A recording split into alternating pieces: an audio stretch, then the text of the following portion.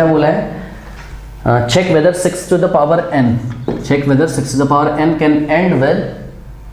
the digit 0, can end with the digit 0 for any natural number, for any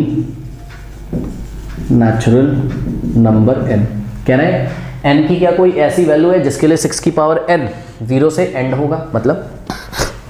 जैसे देखो 50 है 0 से and हो रहा है, 60 है 0 से एंड हो रहा है, 100 है 0 से एंड हो रहा है, जितने भी 0 से एंड होते हैं उसमें कॉमन बात होती है कि वो सभी 5 से डिविजिबल होते हैं। ये सभी 5 से क्या होता है, डिविजिबल, मतलब 5 से अगर इनको डिवाइड लगा दोगे तो डिवाइड हो जाते हैं। तो सुनो, 6 की पावर n तभी 0 से एंड होगा जब 6 की पावर n किससे डिविजिबल हो, 5 से,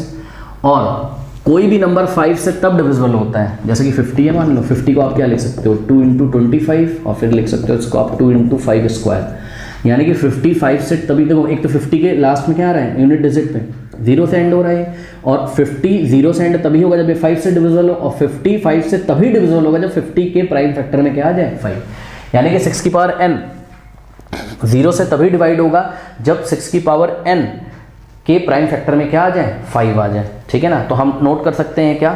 कि आप लिखिए, कॉपी में लिखिए, मैं बोल रहा हूँ, लिखिए, if any number ends with digit 0,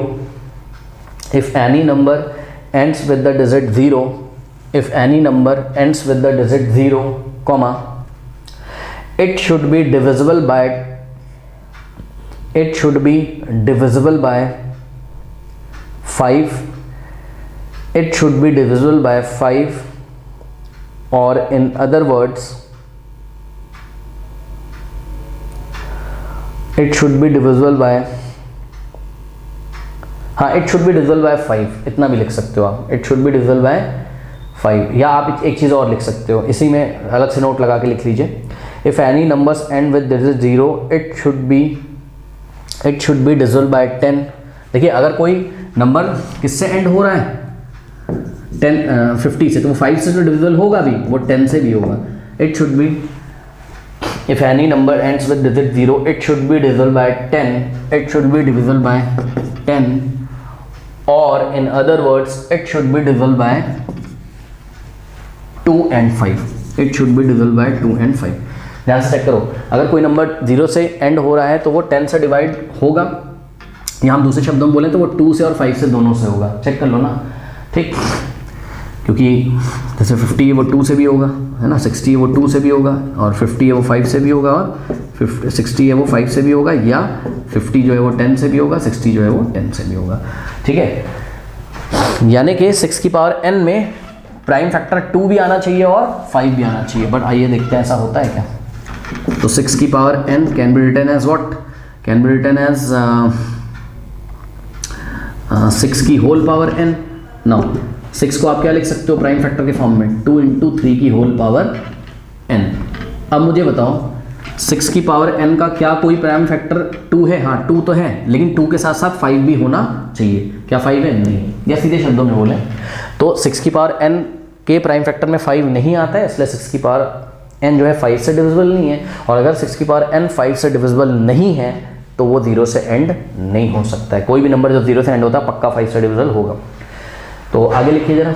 इतना करने के बाद लिखिए, इसमें लैंग्वेज लिखना है आपको एग्जाम में, जो मैं बोल रहा हूँ वही लिखना है। लिखिए, it can be observe that 5 is not in the prime factorisation of 6 to the power n। It can be observed that 5 is not present in the prime factorization of 6 to the power n, hence for any value of n, 6 to the power n will not be divisible by 5, hence for any value of n 6 to the power, hence for any value of n comma 6 to the power n will not be divisible by 5, therefore 6 to the power n cannot end with the digit 0,